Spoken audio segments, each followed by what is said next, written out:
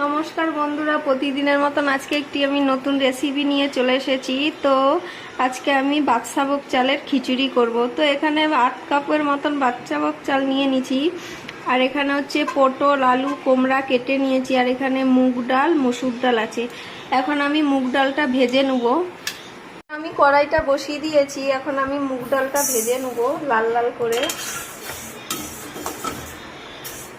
তো ডালটা আমি লাল লাল করে ভেজে নিয়েছি, এখন আমি নামিয়ে দেব।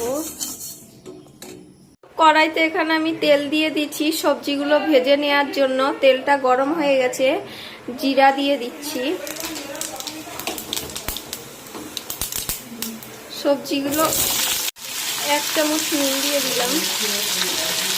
মসুর ডালটা দিয়ে দিচ্ছি, ভালো করে একটু নেড়ে লাল লাল করে নেব। কষানো হয়ে গেছে, এখন আমি জল দিয়ে দিচ্ছি পরিমাণ মতন।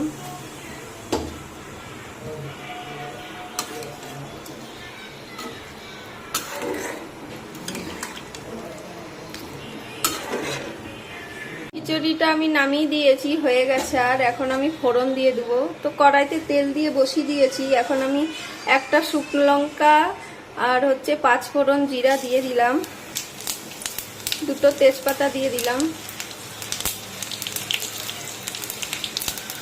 তো আদা কুচি, লঙ্কা কুচি দিয়ে দিব তেলের উপরে।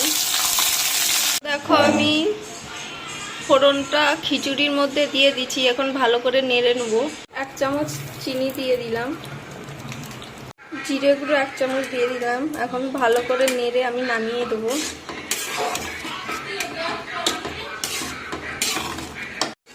তো আমার এখন খিচুড়ি রান্না হয়ে গেছে। তো তোমরা এভাবে বাড়িতে ট্রাই করবে, দেখবে খুব ভালো লাগবে খেতে।